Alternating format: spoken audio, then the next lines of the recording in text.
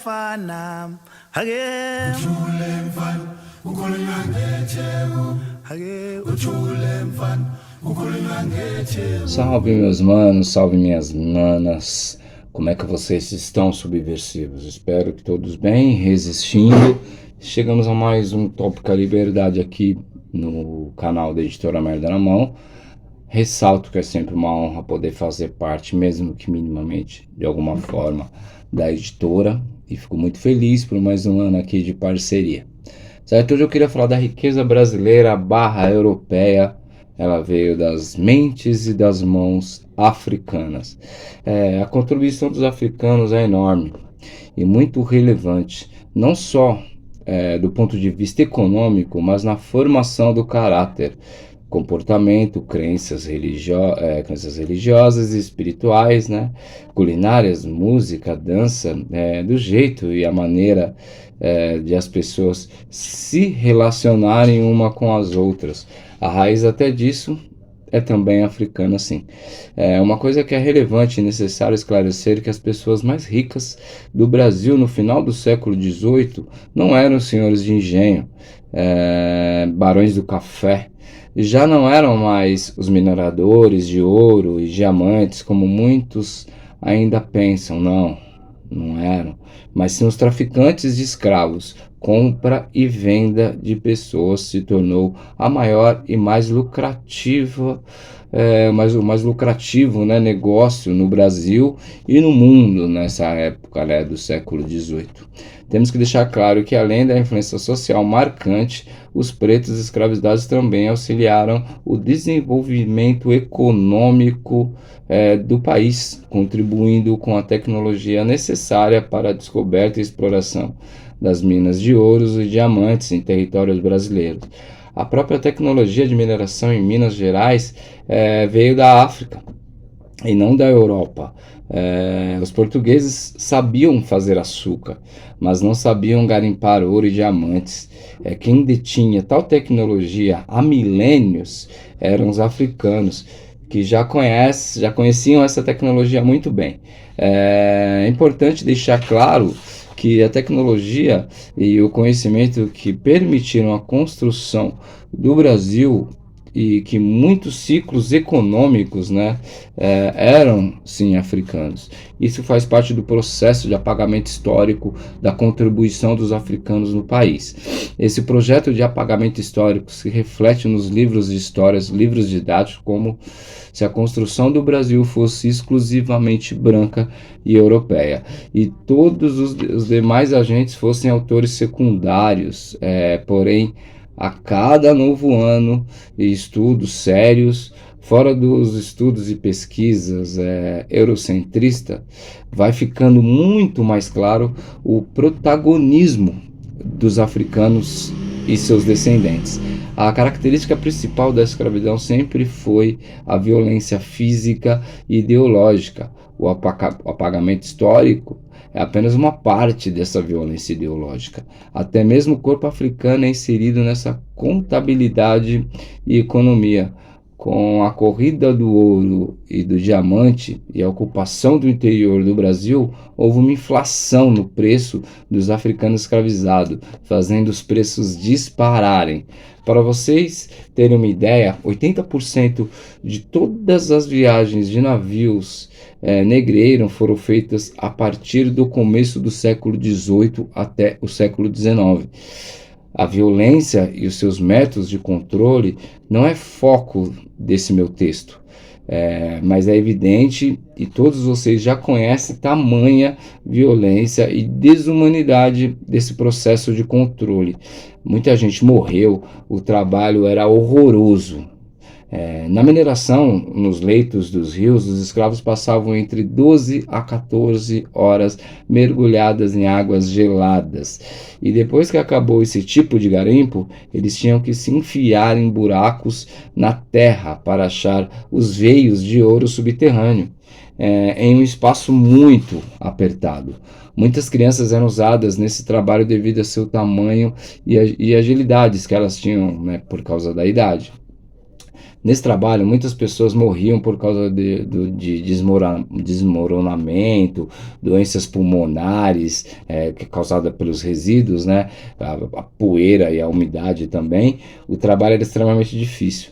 Porém, em Minas Gerais também se prolifera a chamada escravidão urbana, ou seja, de serviços, comércio, de fornecimento de alimentos.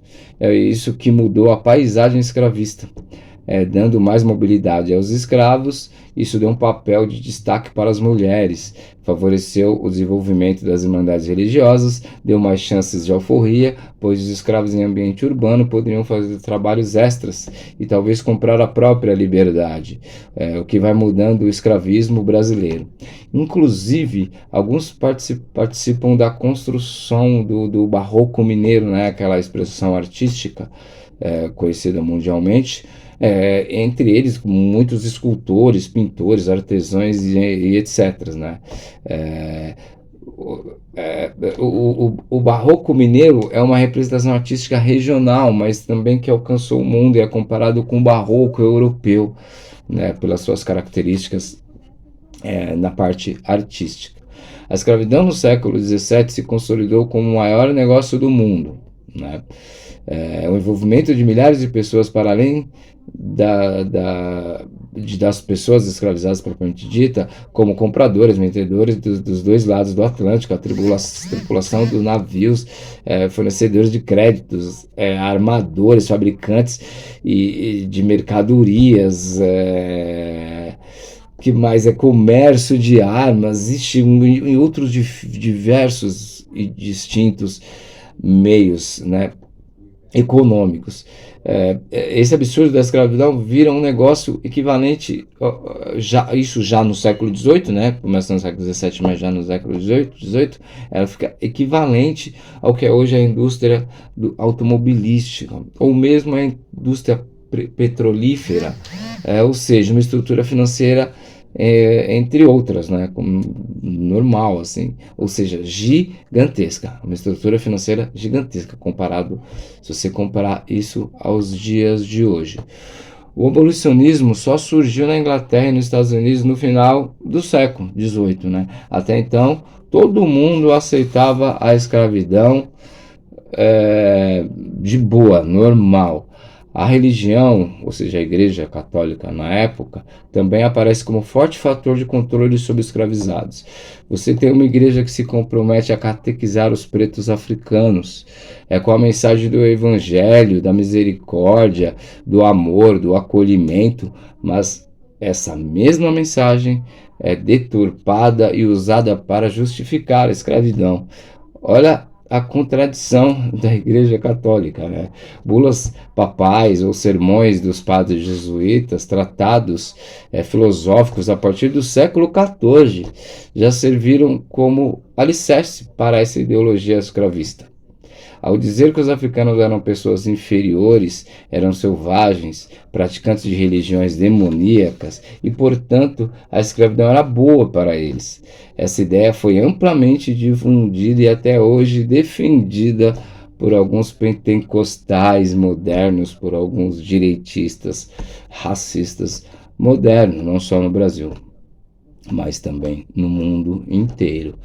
Existe um sermão famoso da época que diz que os escravos deveriam agradecer a Nossa Senhora do Rosário pela oportunidade de vir ao Brasil em um navio negreiro, já que isso era a oportunidade de se incorporar a uma suposta sociedade mais avançada que era a católica europeia. Tem também um historiador norte-americano chamado Donald Ramos, que mostra que a igreja foi um importante elemento de controle social dentro do sistema escravista, pois ela dava oportunidade ao escravo de se incorporar dentro dessa atividade social, participando das irmandades religiosas das igrejas, participando de procissões, de batizados, casando seus filhos e participando de cerimônias fúnebres, entre toda a liturgia da Igreja Católica Europeia. Para ter um maior entendimento do tráfico negreiro, tem que se entender que não era apenas um comércio de gente na forma de commodity. gente cujo trabalho dependia, né, do vigor físico. Havia especializações, assim, não era só um produto, havia especializações de africanos que vinham de determinadas partes da África, como Guiné-Bissau, Costa do Marfim, que entendiam muito bem, dominavam muito bem a parte da pecuária, ou os da Nigéria, que entendia muito, há milhares e milhares de anos, a metalurgia, ou os de Ganas, que conheciam a mineração de ouro assim por diante, ou seja, era especialista, né? Eram mão de obras, escravos especialistas em determinadas regiões, então eles sabiam exatamente onde obter essa mão de obra. O preço desses escravos era diferenciado, os traficantes e seus fornecedores tinham isso enraizado, né? E sabiam da especialização e o preço variava de acordo com o seu conhecimento tecnológico, isso na própria África, né? Já lá nos bolsões que eles juntavam os capturados no território africano, lá eles selecionavam e já direcionavam com as suas especializações. É um assunto vasto, que daria vários livros e mais livros, mas para concluir, queria deixar a reflexão de que o legado da escravidão está nesse país, no Brasil, nas heranças ruins, que é notório para qualquer ser pensante, mas também na outra parte cultural, plural, sorridente, generosa, musical, festivo, estrutural, social e étnicos, que muitos desprezam, que veio dos africanos e dos seus descendentes, né? Algo muito mais feliz, digamos, apesar da tristeza, nós trouxemos algo muito mais feliz, e isso fica claro, ou seja, a riqueza tanto da Europa, que se lucrou demais, até mesmo a Inglaterra, que encabeçou o processo do fim da escravidão, mas enfim, todos os outros demais, Portugal, Espanha, Bélgica, Alemanha, todos que participaram desse momento nefasto da história, que foi a escravidão dos africanos, todos esses países lucraram e enriqueceram, são o primeiro mundo, tem em cima disso, a priori, em cima de outras coisas, de outras explorações, enfim, mas esse é um outro assunto. Mas, e no Brasil também, a riqueza de todos esses herdeiros de hoje veio lá do século XVII, século XVIII, principalmente, com o advento mais contundente da escravidão e os seus lucros com tudo isso que a gente conversou aqui.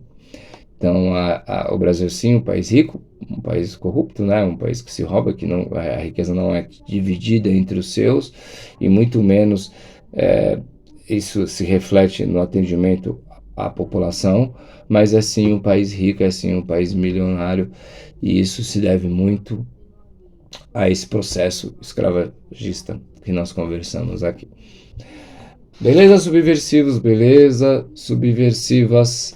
Esperamos nos encontrar em breve. Espero que todos fiquem bem e todos resistam para existir. Até a próxima.